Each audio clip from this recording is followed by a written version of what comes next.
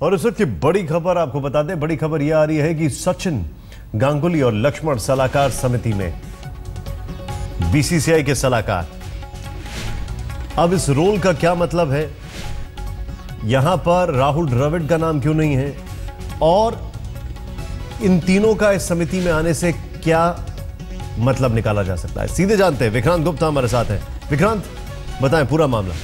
आपने कहा राहुल द्रविड़ क्यों नहीं है, क्योंकि राहुल द्रविड़ चाहते नहीं थे, वो कहते थे उनके पास इतना वक्त नहीं है। सचिन ने भी तकरीबन 1.5 महीना इंतज़ार किया। इंतज़ार करने के बाद फाइनली जब अनुराग ठाकुर ने उनको सारी स्पेसिफिक टर्म्स बताई कि आपका रोल ये होगा, तो वो माने हैं। वीवीएस लक्ष्मण एक तरह से सब्स्टिट्यूट है राहुल द्रविड़ के लिए, और सौरव गांगुली पहले से ही पाइपलाइन में थे। लेकिन इन तीनों का रोल अभी तय नहीं हुआ है निशांत। वो तय इसलिए नहीं हुआ है क्योंकि भारतीय टीम का कोच कौन होगा, बांग्लादेश कौन जाएगा, डायरेक्टर के तौर पर क्या रवि शास्त्री जाएंगे, तमाम तरह के ऐसे सवाल हैं जिनका जवाब फिलहाल हमारे पास नहीं है। तो इस लिहाज से आप ये कह सकते हैं कि इन तीनों को एडवाइजरी कमेटी में डाला गया है। ये तय करेंगे कि कोच कैसे चुना जाएगा बांग्लादेश दौरे के बाद। लेकिन मुझे लगता ये है कि इससे ये इम्कानात होते हैं कि रवि शास्त्री जो हैं वो बांग्लादेश जाएंगे टीम डायरेक्टर के तौर पर।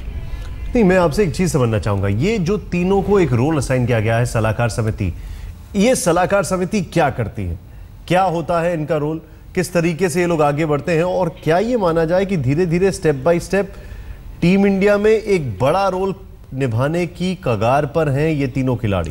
देखिए, बात वही है कि ऐसा कभी हुआ नहीं, इससे पहले हुआ नहीं। क्योंकि अगर आप भारतीय क्रिकेट की बात करें तो एक चेयरमैन सिलेक्शन कमेटी सबसे पावरफुल होते हैं, और एक जो आपके चीफ कोच होते हैं वो सबसे पावरफुल होते हैं। लेकिन ये जो 3 मेंबर्स की एडवाइजरी क्रिकेट कमेटी है, क्या इन दोनों के ऊपर होगी?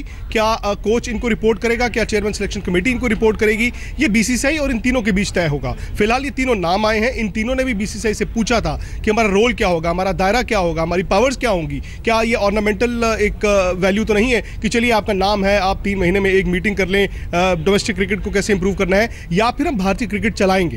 तो मुझे लगता है कि इन तीनों को इसीलिए मनाया गया है कि आप भारतीय क्रिकेट को आगे चलकर चलाएं।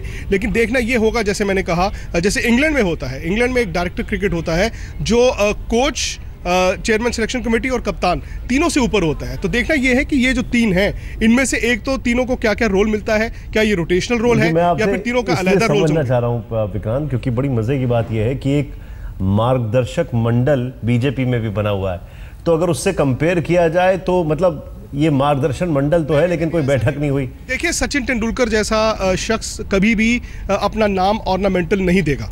जैसे मैंने कहा कि नाम के तौर पर अपना नाम दे दें, वो कभी नहीं देंगे।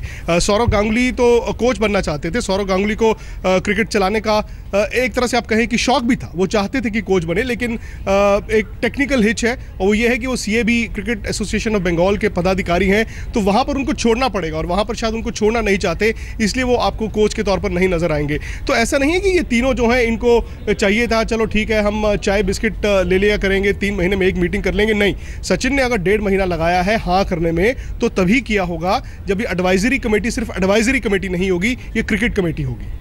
अच्छा, और एक और चीज मैं आपसे समझना चाहूंगा, अब बात आती है कि आगे क्या, यानी अभी क्लैरिटी तो बिल्कुल नहीं है, लेकिन इन तीनों का जो एक्सपोजर है, जो इन तीनों का एक्सपीरियंस है, जाहिर सी बात है आज की तारीख में कई सेलेक्टर्स ऐसे हैं जिनके पास ये नहीं है। इन तीनों को अगर कंबाइन कर दिया जाए तब तो कितने भी सेलेक्टर बैठा दीजिए तो भी कम पड़ेगा।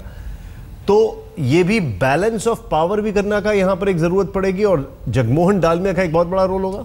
नहीं, देखिए, टीम जो है 5 लोग ही चुनते हैं जिनका नाम है सिलेक्टर्स, और 5 का वोट होता है। उसमें कप्तान का वोट नहीं होता, कोच का वोट नहीं होता।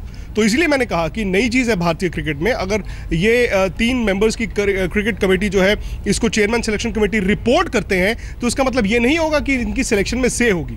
आप भारतीय क्रिकेट कैसे चलाते हैं? आप भारतीय क्रिकेट चलाते हैं एक विजन के साथ। आप कहते हैं कि विदेशी दौरों पर हमें इन खिलाड़ियों को देखना चाहिए, हमें इन तकनीक को अपनाना चाहिए। मैं आपको रोक रहा हूं थोड़ा सा, आपने बड़ा अच्छा पॉइंट यहां पर रेज किया, और मुझे याद आता है कितनी बार पिच कमिटीज बनाई गई, कितनी बार कपिल देव को बाकायदा बनाया गया कि ये पिचेस को देखेंगे, जरा समझेंगे, और उन्होंने सजेशंस भी दिए। ऐसी सारी चीजें सिंबॉलिज्म में अटक के रह जाती हैं।